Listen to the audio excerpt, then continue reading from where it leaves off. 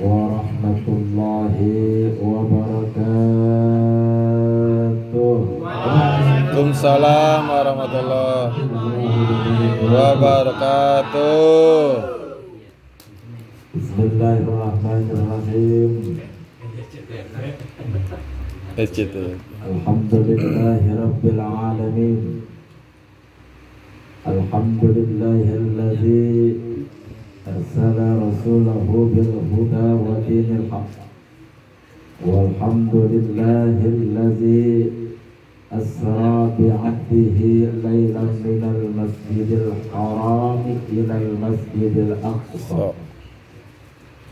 Asyhadu an la ilaha illallah wahdahu la syarika lah, wa asyhadu anna sayyidana wa nabiyyana Muhammadan abduhu wa rasuluhu la nabiyya ba'dah. Allahumma salli wa sallim wa barik wa karim wa azim ala sayyidina wa maulana Muhammad al-Mustafa wa ala alihi wa ashabihi ahli sidqi wal wafa. Amma ba'du fa ya ayyuhan nas ayyuhal hadirun ittaqullaha haqqa tuqatih wa la tamutunna illa wa antum muslimun. Sadaqallah. Al-Mukarramun, para alimul ulama, para asatid, para guru, para habaib, bil khusus sahibul walimah di hadzal makan, sahibul bait, Kiai Haji Sulaiman Daud beserta keluarga besar, nafa'anallahu lahum kulli hayatin Amin. Bersama kita hormati guru kita Al-Mukarram Kiai Qurtubi Mursyid Al-Batawi, nafa'anallahi min kulli hayatin. Amin Allah. Yang kita hormati dan Allah muliakan Habibana Al-Habib Alwi Al-Qab, nafa'anallahi min kulli hayatin bi'ulumi. Amin. Amin Allah. Dan para asatid khusus Al-Ustaz Aceh, Al-Sultan Aduhai, Al-Ustaz Gomrowi, dan juga para hadirin yang hadir pada malam hari ini di Majlis Raudatul Mardiyah. Semoga segala apa yang menjadi niat kita melangkahkan kaki di tempat ini, Allah berikan kemuliaan, Allah ridhoi dari setiap niat kita, dan Allah kabul dari apa yang menjadi hajat dan tujuan kita, dan semoga tidak keluar kita dari tempat yang mulia ini kecuali Allah ridha dan dosa-dosa kita diampuni oleh Allah Subhanahu wa ta'ala. Amin Allah. Ma'asyiral muslimin, jamaah Majelis Ta'lim Raudatul Mardiyah yang saya hormati. Di dalam Al-Quran Allah Subhanahu wa ta'ala berfirman, Bismillahirrahmanirrahim.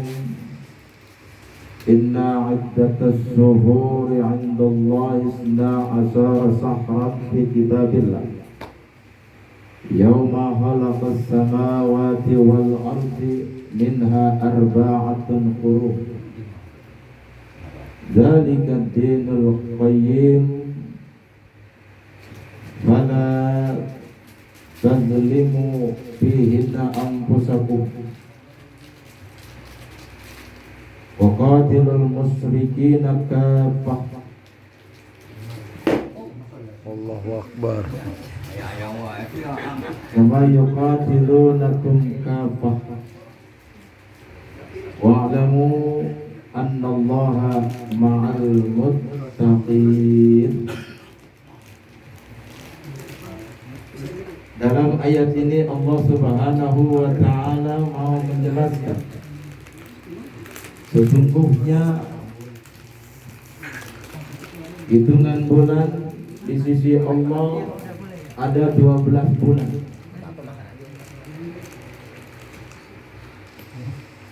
Yang telah ditetapkan yauma khalaqas samawati wal ardh, ditetapkan setelah Allah menciptakan langit dan bumi dalam hitungan 12 bulan. Buat kita, di antara 12 bulan itu minha arba'atun hurum, ada 4 bulan yang dihormati. Dan di bulan-bulan itu fala tazlimu fihinna anfusakum, dilarang buat kita untuk tidak berbuat kezaliman pada diri-diri kita. Wa qatilul musyrikina kafah, dan perangilah orang-orang musyrik kama yuqatilunakum kafah, sebagaimana mereka juga memerangi kita. Wa'lamu, dan ketahuilah, annallaha ma'al muttaqin, sesungguhnya Allah bersama orang-orang yang bertakwa. Hadirin jamaah rahimakumullah, ketetapan bulan yang telah Allah tetapkan buat kita umat Islam dalam perhitungannya ada 12. Apa Pak? Orang Islam harus apa Pak sama bulannya? Jangan tahu banget dengan bulan-bulan, gimana buat kita paham. Dan biasanya yang tahu banget orang-orang kantoran yang bekerja, karena di situ bulan-bulan gajian. Dan juga orang-orang yang ngontrak, karena di situ juga ada bulan-bulan bayaran. Paham betul Januari, Februari, terus Maret, April, paham banget. Lagi naik motor kencang banget dipanggil, "Woi, bulan apa? Februari." Aku banget. Nah, apa benar? Tapi ketika ditanya, "Ini bulan Islam bulan apa ya?" Apa ya?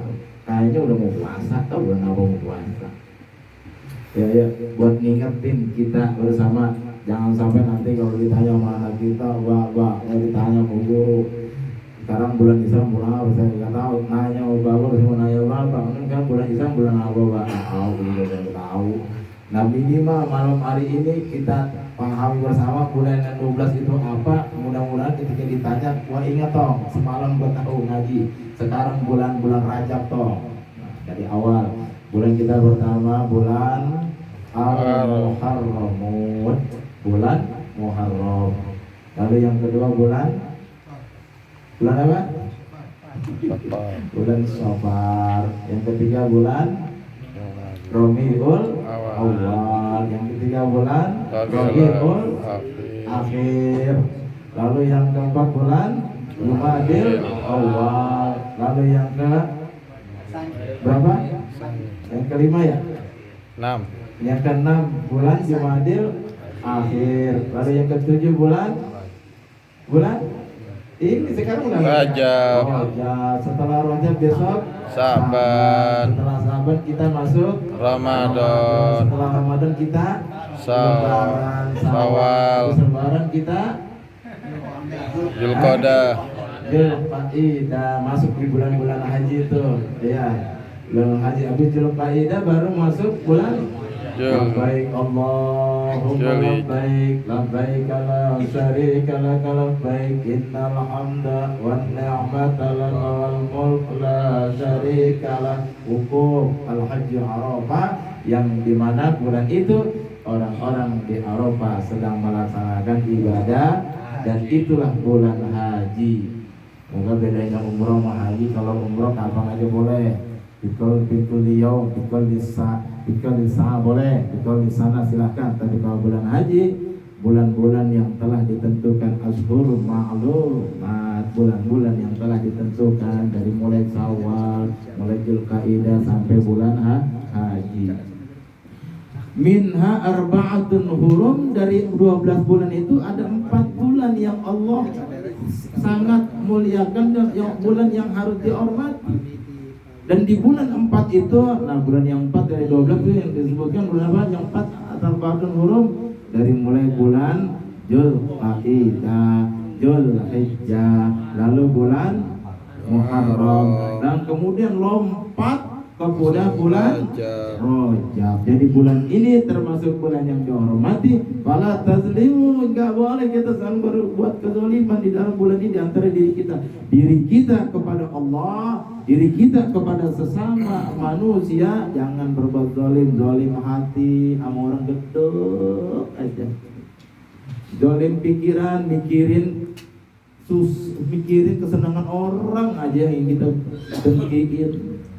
Mulut comel banget, ngomongin mulut kekurangan orang lain, padahal dirinya jauh lebih banyak kekurangannya. Ini nggak boleh bulan ini. Makanya tingkat sabar di bulan ini yang berhasil di bulan-bulan yang dimuliakan, Allah berikan pahala yang sangat besar. Dimuliakan dia sebagaimana bulan itu bulan yang dimuliakan.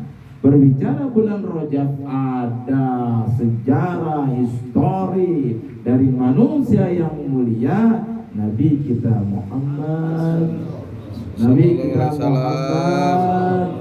sallallahu alaihi wasallam. Peristiwa di mana Allah mengisrakan dan memi'rajkan Nabi kita Muhammad sallallahu alaihi wasallam. Mengisrakan dan memi'rajkan, Allah aktif dan Nabi kita pasif diam, terima beres. Nyampe Mekah, Aqsa, Sidratil Muntaha, beres, ketemu Allah, pulang bawa oleh-oleh. Tujuan apa Isra Mi'raj? Tujuan sholat? Bukan. Tujuan sholat utamanya bukan. Lalu tujuannya apa? Bapak hadirin sekalian, kalau kita punya seorang kekasih kita sedang sedih dari apa permasalahannya, lalu kekasih kita galau, maka kita sikapnya gimana? Bisa kita paranin, menghibur dia, bisa juga kita undang ke rumah untuk kita hibur. Kan begitu, kekasih yang kita sangat cintai jangan sampai galau, jangan sampai sedih. Kita berikan kesenangan dan kita hibur agar dia terasa dan kegembiraannya muncul, sedikit demi sedikit hilang kesedihannya. Begitulah Allah melihat Nabi kita yang sedang sedih, ditinggal manusia yang dicintai, di mana pada saat itu baginda Rasul sedang menghadapi tantangan yang besar dari kaum kufar Quraisy dalam menegakkan kalimatillah, kalimat tauhid Allah Subhanahu wa taala, di mana dua manusia ini meninggal dunia di saat sedang genting-gentingnya keadaan dan suasana, sampai baginda Rasul ingin dibunuh karena mengedepankan kalimat la ilaha illallah. Yang pertama meninggal bemper utama Abu Thalib, bemper utama yang menghadapi para kufar Quraisy untuk menghalangi, merintangi, bahkan untuk membunuh keponakannya baginda Rasul. Nabi kita yang mulia meninggal dunia, Abu Thalib galau. Ditambah susul kedua yang dicintai, istri tercinta meninggal dunia, Siti Khadijah radhiyallahu anha meninggal dunia.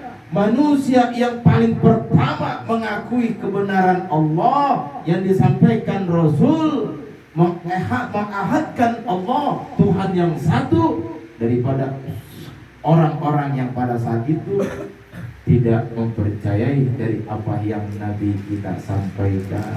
Sedih Nabi ditinggal bini, sedih banget. Kalau model kita pada saat itu Siti Khadijah itu meninggal usianya 65 tahun. Kalau sekarang nenek-nenek apa perawan itu?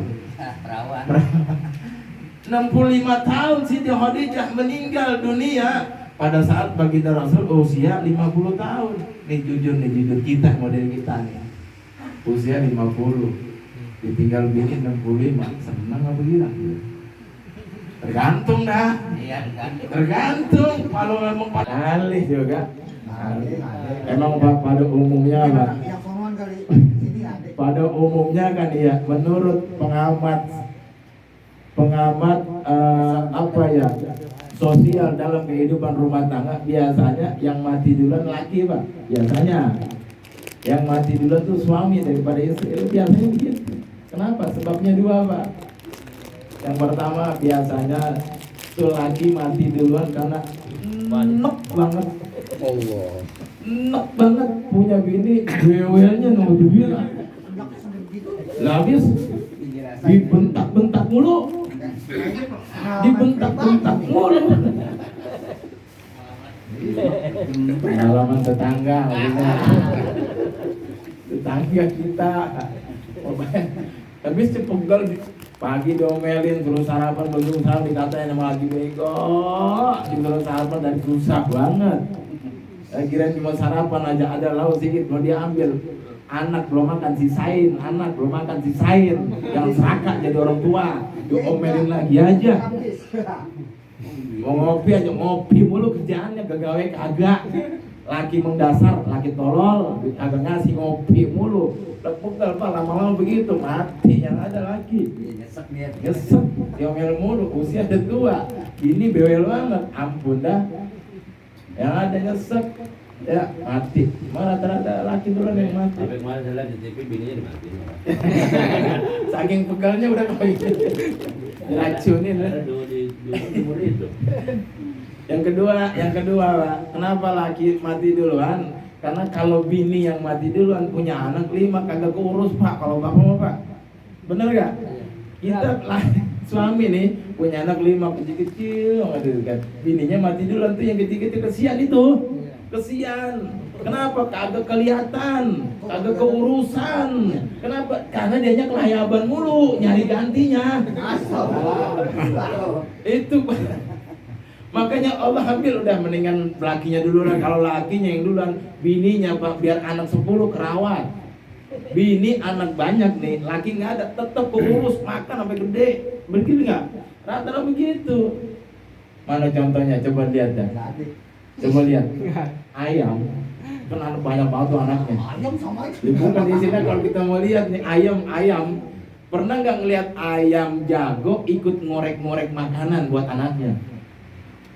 Nggak ada, saya belum pernah ngelihat. Yang ada emaknya tuh ngorek-ngorek. Jagonya nggak tahu kemana, nggak tahu. Tahu ikan nggak? Bagaimana? Karena dia punya tete. Karena rumahnya juga apa nggak ada bapaknya tete. Bapaknya nggak punya tete. Tahu ikan Oscar nggak? Ya Allah, ya Rabb. Nah, dalam peristiwa itu Allah mau memberi hiburan agar Nabi jangan lama-lama sedihnya. Diutus malaikat Jibril sama Mikail, coba turun ke dunia, temui kekasihku, panggil, bawa, menghadap, bawa kemari, aku mau hibur dia. Maka turun malaikat Jibril bersama Mikail menghampiri, mendatangi, menemui Nabi. Dan Nabi pada saat itu, pada malam hari, sedang ada di Ka'bah, pada tiduran sambil ngelihat langit dan sambil berkata, Mata Nasrullah, dalam kegelisahannya, dalam kesedihan dan kegalauan, Mata Nasrullah, mana pertolongan Allah. Datang malaikat Jibril, lalu baginda Rasul diajak untuk dijalankan, diisrokan dan dimi'rajkan. Tapi sebelum itu baginda Rasul dibelah dadanya, diambil hatinya, dicuci. Apakah hati Rasul kotor? Bukan. Mau dikasih nilai-nilai keimanan yang tinggi, mau diisi tentang ilmu, mau diisi tentang hikmah. Bukan kotor. Jangan dibilang Nabi artinya dicuci karena kotor. Bukan, yang kotor kita. Yang kotor mah hatinya kita nih. Ngaku umat tapi banyak yang ingkar terhadap sunnahnya. Nggak tahu diri. Ya, nggak tahu diri umatnya. Ada umat ngaku Islam, aja disamain sama anjing. Goblok banget. Neraka yang begitu duluan. Ya, ngaku umat Nabi. Ya, apa yang menjadi syariat yang dibawa oleh Nabi seperti halnya melantunkan, mengumandangkan kalimat Allahu Akbar, Allahu Akbar, La ilaha illallah. Dia bilang sama, ganggunya seperti anjing. Suwe sial dan kalah, kau mati buru kayak malaikat tadi. Ya Allah ya Rabbi. Ya. Begitu selesai dicuci dan diisi. Ini ada pelajaran buat kita, Pak. Ini kan perjalanannya dari masjid ke masjid, Pak. Pertama, kita kalau mau menghadap Allah, datangin masjid, ya, hati dengan bersih, Pak. Hati dengan bersih. Banyak husnuzon kepada Allah dan banyak husnuzon juga kepada saudara-saudari kita. Jangan bawa mau menemukan Allah, masuk ke masjid masih ada hati kita kepada salah satu jamaah masjid tuh yang kita gedek, itu sholat kita nggak diterima tuh. Hati masih kotor, ya, hati masih kotor. Allah gak bakal menerima amal ibadah hambanya selama hamba itu dalam pelaksanaan amalnya masih kotor. Karena ada tuh hadis qudsinya yang mengatakan, apa tuh hadis qudsinya? Innallaha thayyibun la yaqbalu illa thayyiban. Sesungguhnya Allah itu bersih, suci, tidak akan menerima dari hamba dalam pelaksanaan ibadahnya kecuali dengan yang bersih juga. Hati kita, Pak, masuk ke masjid pokoknya lapangkan husnuzon, nggak ada musuh kita dalam masjid.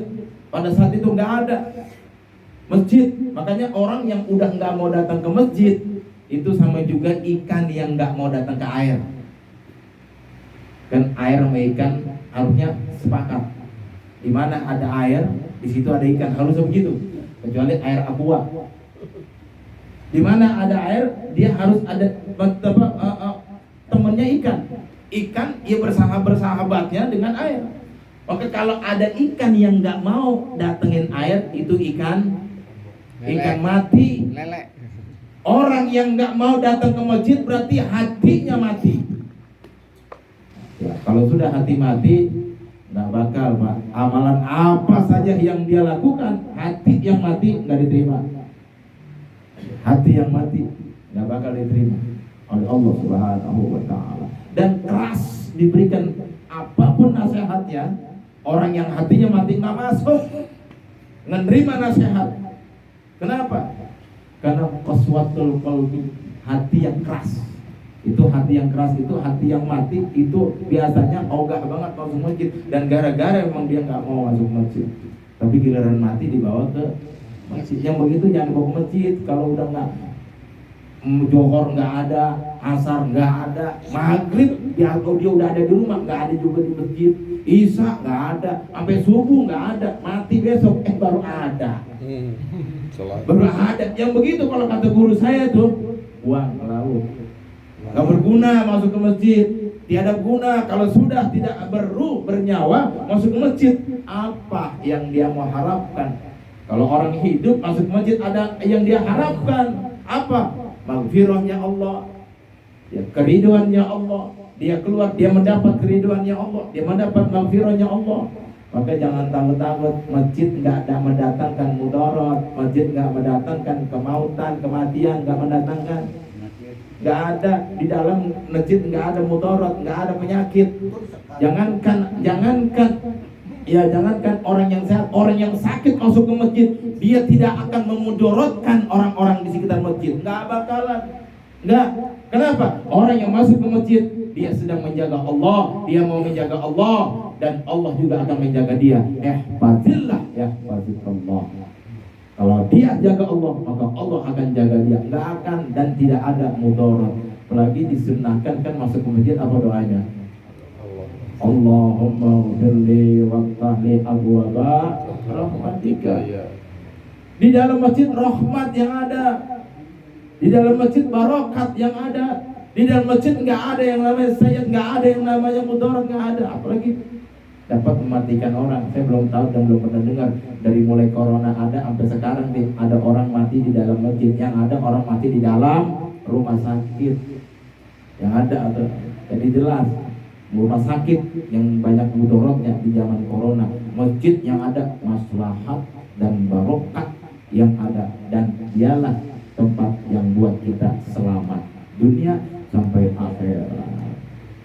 Lalu Allah mau memberikan apa dalam keinginannya, meminta, memanggil hambanya untuk menghadapnya.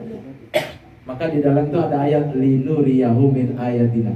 Allah mau nunjukin kebesarannya, ya, dengan kebesarannya ditunjuk. Makanya supaya terhibur, kan biasanya kita punya kekasih, supaya dia senang, dihibur, diajak jalan-jalan, dibawa dengan kendaraan yang mewah, diajak jalan-jalan, ngelihat ini tempat-tempat yang membuat senang. Baginda Rasul juga begitu. Ketika Isra-nya diajak jalan-jalan, diturunkan di Madinah, diturunkan di Bait Laham, ya, diturunkan di Bukit Nur Sina, itu diajak jalan-jalan tuh. Diperlihatkan kebesaran Allah, ya, baru disampaikan ke Masjidil Aqsa, diberi keistimewaan Rasul.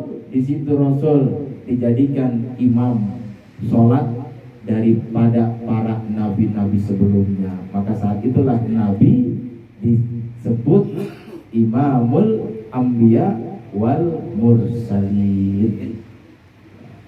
Setelah itu baru dimi'rajkan, naik ke atas dari langit pertama, gelombang ketiga, dan seterusnya sampai ke langit ketujuh. Maka Jibril end up, turun, nggak dampingin. Tapi dikata Nabi kita, wahai Jibril, kenapa turun? Udah bukan alam gua Muhammad, ini udah alam lahut, alam ketuhanan. Kalau gua terusin angus gua, mendingan gua turun. Ente aja yang maju dah. Kalau ente yang emang dipanggil maju, naik baginda Rasul. Berhenti, Jibril nggak nemenin lagi tuh, langsung naik baginda Rasul. Dengan apa naiknya? Kendaraan yang dipilih buruk dari surga, ya, yang dipilih buruk dari surga untuk membawa perjalanan dari alam nasut ke alam malakut sampai ke alam lahut dan berjumpa kepada Allah Subhanahu wa Ta'ala. Dan pada saat dalam perjalanan Mi'raj itu, Nabi diperlihatkan lagi tuh, diunjukkan oleh malaikat, ini surga, ini neraka. Dalam Mi'rajnya itu, baginda Rasul pada saat melihat ada para malaikat yang lagi berdiri aja, lagi ibadah. Kita nih Allahu Akbar, berdiri aja, dari mulai diciptakan berdiri sampai hari kiamat. Ada yang lagi ruku aja, diciptakan dari mulai diciptakan sampai hari kiamat ruku aja. Ada yang sujud aja, dan diberikan pahala-pahala yang besar oleh Allah Subhanahu wa Ta'ala. Nabi dalam hatinya ngomong, ketika bertanya, ya Jibril, ini ada malaikat yang berdiri aja ngapain? Itu lagi ibadah Muhammad, lagi sholat. Dari mulai diciptakan dia berdiri terus sampai hari kiamat. Yang lagi ruku juga begitu, yang lagi sujud juga sama. Rasul ngomong dalam hati, ya Allah, coba aku dan umatku diberikan ibadah seperti para malaikat begini, sholat seperti begini, dapat pahala yang besar. Allah mendengar. Maka ada ayat di akhirnya, innahu huwas samiul basir. Itu karena mendengar kalimat ucapan hati Rasul, keinginan seperti itu, keinginan Nabi. Jadi bukan tujuan Mi'raj mau dikasih perintah, tujuannya bukan itu, tujuannya cuma mau menghibur. Tapi dalam perjalanan di atas kebesaran Allah, Rasul melihat ada para malaikat yang beribadah seperti itu, diberikan pahala yang besar. Rasul mau, Allah dengar, baru dikasih. Ketika menghadap, habis berdialog, dikasih perintah atas keinginan tadi, perintah sholat sama pahalanya seperti malaikat, dikasih perintah sholat 50 kali dalam satu hari. Turun Nabi, ketemu Nabi Musa, dialog, ya Muhammad, kau telah berjumpa Allah sudah. Lalu apa? Disuruh sholat. Berapa kali? 50. Naik nggak kuat. Umatmu kecil-kecil nggak kuat. Naik lagi, kurangin, naik lagi, kurangin, naik lagi, sampai 5, suruh naik lagi, kagak. Musa udah nggak, gue malu ketemu muli keringanan, gue malu, jadi udah nggak apa, 5 turun. Begitu sampai maka jadilah perintah sholat 5 waktu buat kita. Yang 5 aja umatnya masih banyak yang kagak ngerjain, apalagi kalau 50. Yang 5 aja nih berat dikerjainnya. Kali dikerjain nih ke ujung semua. Johor ujung deketin asar, asar ujung deketin maghrib, ujung deketin isya, ujung sampai ketiduran, subuh ketemu. Ujung-ujung aja kodok. Iya, kalau subuh bangun, kalau subuh kesiangan, sholatnya di waktu duha. Jadi wudunya wudu duha, sholatnya kodok subuh. Jadi subuhnya di waktu wudunya wudu duha. Nah, dalam peristiwa itu maka buat kita hikmah bahwa pertama iman perkuat, yang kedua ilmu harus ada untuk melaksanakan, menjalankan keimanan kita harus dengan ilmu dan hikmah agar perjalanan keimanan kita menjadi baik, menemukan nilai-nilai ketakwaan kita kepada Allah. Lalu apa sholat dalam faedah yang kita kerjakan? Pertama, sholat itu adalah hisab pertama nanti yang Allah akan pertanyakan dari ibadah sholat kita. Awwalu ma yuhasabu bihil abdu yaumal qiyamah as-sholat. Pertama kali yang akan dihisab dari seorang hamba tentang sholatnya. Maka benerin sholatnya ya. Ini kita nih, sholat kita nih, ya Allah benerin dah. Ya, pertama rukun-rukunnya, rukun Fatihah. Ya, jangan sampai kalau bacaan surat itu sunnah, tapi juga tetap ketika dibaca harus benar. Tapi yang penting daripada rukun Fatihah yang kita baca jangan sampai rusak dan tidak kita perbaiki, maka sayang sholat kita tidak bernilai apa-apa karena rukunnya rusak. Dan saya mau tambahkan lagi keistimewaan dari pola sholat dan sholat jamaah.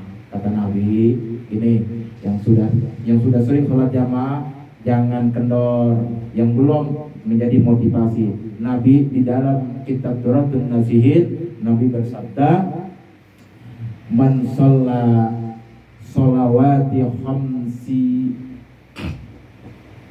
man shalla sholawati khamsi, ya, barang siapa yang melaksanakan ibadah sholat dalam 5 waktu ma'al jama'ati, dengan berjamaah, falahu khamsata asya'a, maka baginya ada 5 perkara. Jadi kalau kita melaksanakan sholat dengan berjamaah, ada keistimewaan yang akan didapatkan oleh orang-orang yang sholat berjamaah. Pertama, al-awwalu, pertama, la yusibuhu fakru fid dunya. Kata Nabi itu, apa tuh?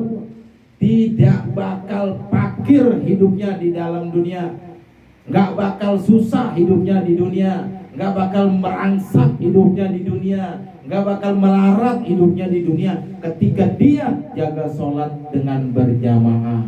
Makanya Pak, sholat jangan di rumah mulu, apalagi sholat masjid di depan rumah, jauh dikit juga paranin demi fadilah keutamaan sholat berjamaah tuh. Kan enak banget Pak, di dunia kita tuh nggak dikasih susah. Allah bebaskan kita dari kesusahan, Allah bebaskan kita dari kefakiran. Nggak susah, nggak hidup nggak belangsak. Ya kan hidup yang enak, walaupun duit banyak yang penting sehat. Itu yang enak itu. Itu yang enak. Walaupun hidup banyak yang penting sehat daripada susah, sakit mulu lagi. Ini kadang-kadang kita udah susah kagak mau sholat. Banyak banget tuh, udah susah nggak mau sholat. Kadang-kadang baru jadi, maaf nih, baru jadi RT udah kagak mau sholat. Banyak tuh di kampung saya, RT kagak sholat, RW kagak sholat, yang ada galaknya mulu. Kamu mintain salaran, rajin banget. Datang ke rumah kita, datang ke masjid kagak pernah. Maka semalam tuh ketika saya lagi tausiah Isra Mi'raj, emang kagak ada RT-nya, tapi mau moncong speaker gede, saya katain aja, baru jadi RT udah kagak mau ke masjid. Giliran tiap bulan datang ke warga, getol banget. Mintain salaran sampah, salaran keamanan, salaran wilayah. Maling tetap ada, hilang motor mulu. Ke masjid kagak pernah, ngaji kagak doyan, baru jadi RT apalagi jadi menteri. Ituin udah malu, Ya, baru jadi RT. Itu kalau jadi menteri, waduh, korupsi mulu yang ada. Kalau jadi menteri, waduh, hina agama Islam mulu yang ada. Kalau jadi menteri, wah anjing dibawa-bawa. Astagfirullahaladzim ya. Itu yang pertama tuh Pak. Masya Allah keistimewaannya Pak. Makanya yuk, badan sehat, kaki bisa berjalan. Walaupun jauh, datangin ke masjid. Makanya saya Pak, ya Allah, takut dan pingin. Bagaimana kita dalam dunia ini kan pengennya kan senang Pak. Pengennya jauh dari rasa susah. Yang terutama Allah akan bebaskan rasa kepakiran hati kita, rasa kemiskinan hati kita. Orang duit banyak, kalau hatinya miskin, itu duit banyak, dikit aja jumlahnya sama dia. Dikit bawaannya, kenapa? Hatinya miskin, hatinya fakir. Jadi walaupun duit di bank ada, banyak tuh duit di bank. Wah, duit banyak banget di bank. Siapa? Pokoknya di bank duit banyak. Kontrakan banyak banget. Lebar di sana kontrakan, di sana kontrakan banyak banget. Punya siapa? Tanah lebar banget, tanah lebar Kalimantan. Masya Allah. Tapi masih terasa miskin. Apa yang miskin? Hatinya miskin. Kenapa dia bisa jadi dia meninggalkan perintahnya Allah yang namanya sholat, boro-boro jamaah sendiri juga kagak di rumah. Inna lillahi wa inna ilaihi raji'un. Ya, yang kedua nih Pak, yang kedua. Belum tahu kan? Supaya motivasi, yang udah biasa jamaah, waduh, ternyata mantep juga ini balasannya. Kita bakal dijauhkan dari, padahal gue walaupun saat ini rasanya susah, duit nggak ada, tapi gue kayaknya seneng aja. Mungkin gara-gara sholat berjamaah, jadi tambah semangat kan? Tambah semangat. Yang kedua nih, membuat kita semangat.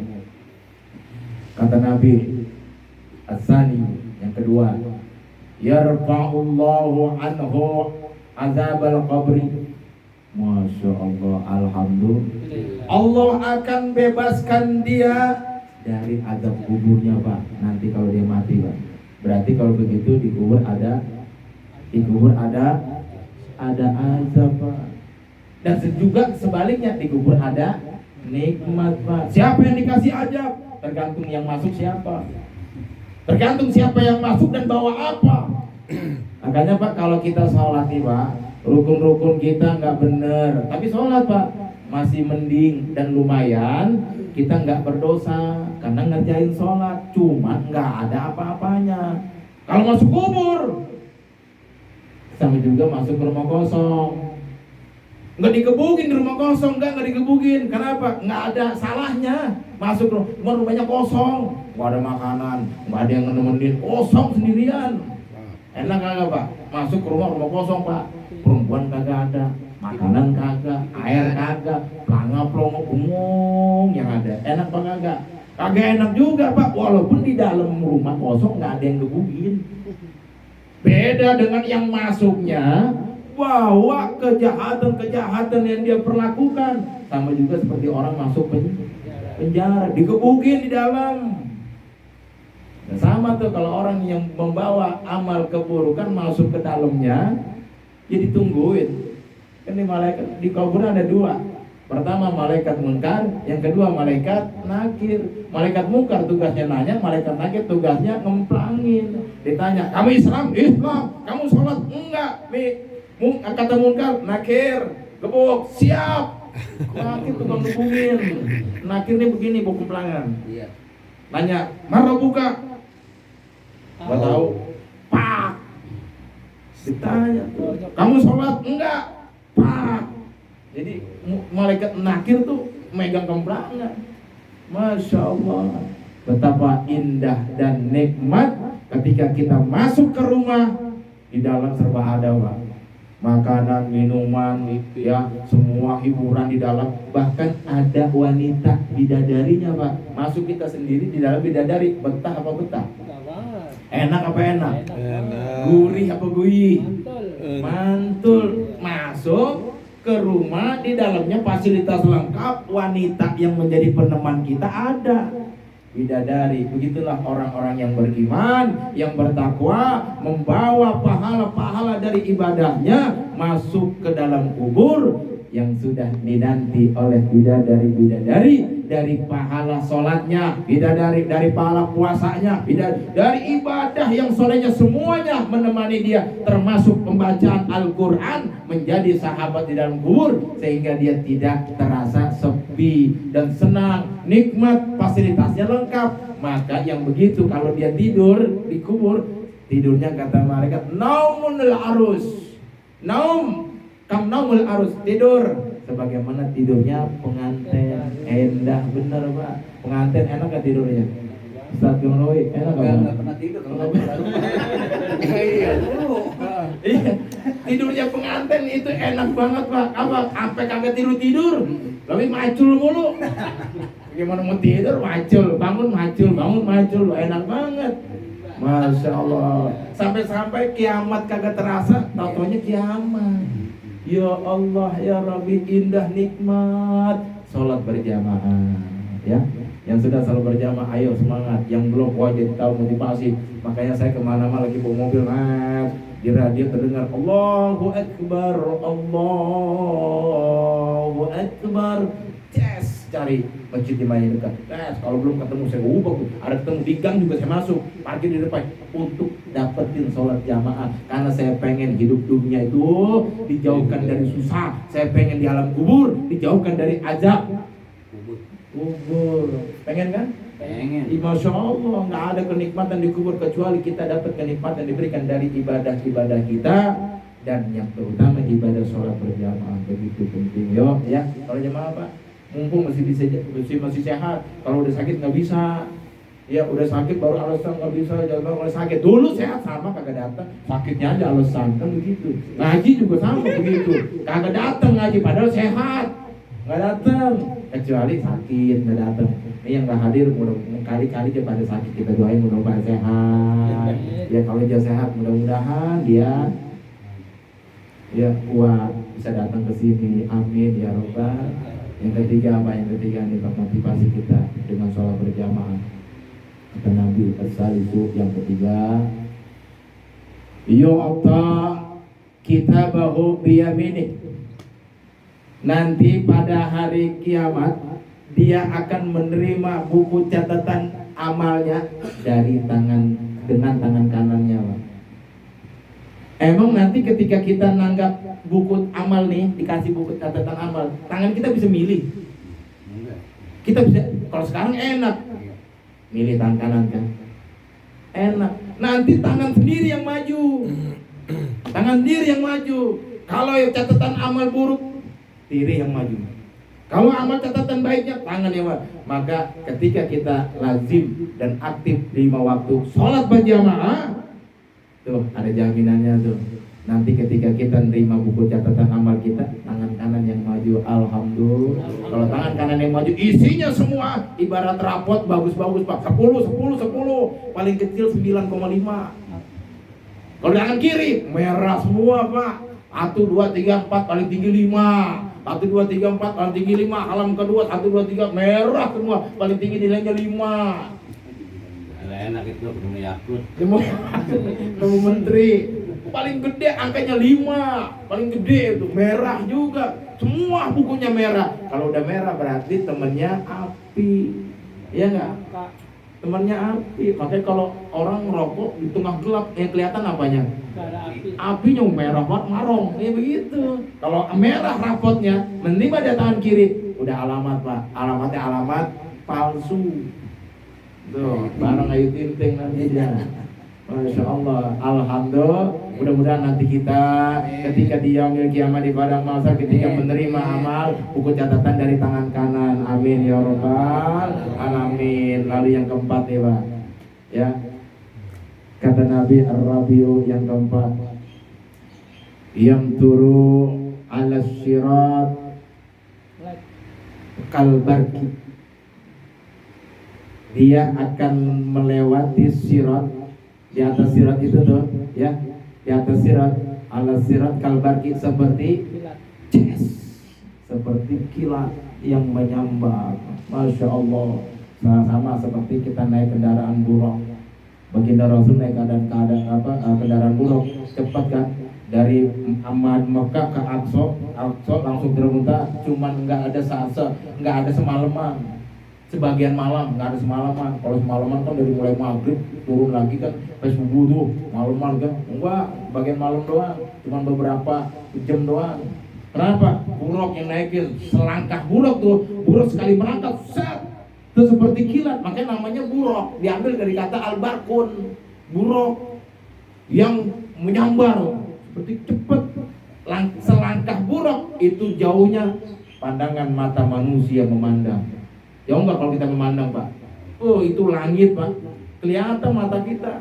Buruk begitu, sekali langkah itu jauhnya itu mata memandang. Jauh, Pak. Sekali langkah, 2 kali nggak kelihatan udah.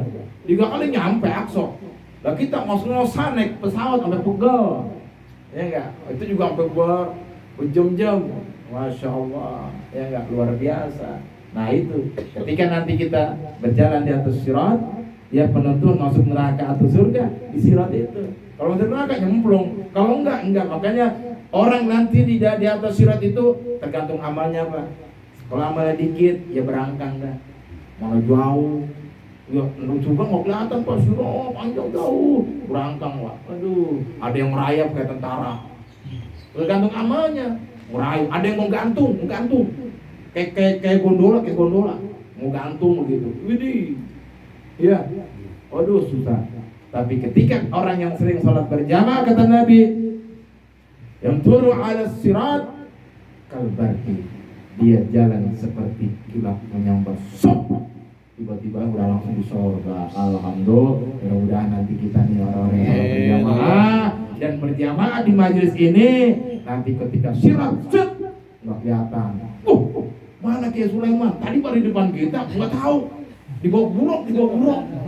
Udah masuk surga. Wah, kedua Kiai Kurtubi. Wah, Nyangkut neraka. Wah, masuk semua. Pokoknya jamaah Raudatul Mardiyah udah naik buruk semua ke GKI-nya lah. Nah, ke surga naik buruk semua udah nggak kelihatan. Geser 46. Alhamdulillah. Yang keempat tuh. Yang kelima al-khamis yadkhulullahu ta'ala anhu jannah. Allah akan memasukkan dia ke dalam surga bila hisabin wala azabin, tanpa hisab, tanpa diazab dulu.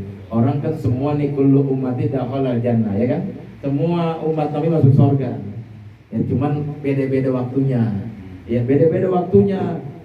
Ya Sulaiman misalnya habis Quran, ya lebih dulu. Ya kita dah nih dulu yang gak ngaji itu yang sial dangkalan susah tuh masuk surga juga. Nanti apa tahu lama begitu masuk juga surganya sepojokan doang, pojokan kecil begini dong di surga. Tapi mendingan di surga. Iya, masih mending yang keren di surga. Ada yang nanya Ustaz, saya kan di dunia merokok mulu, Ustaz. Di sana di surga ada merokok. Ada rokok. Mereknya apa saya nggak tahu. Ada rokok, boleh ngerokok. Cuman di surga kan nggak ada api. Apinya di neraka. Apinya di neraka. Selama aja neraka. Apa neraka, Masya Allah. Mudah-mudahan ya dengan Isra Mi'raj hikmah daripada sholat iman kita perkuat.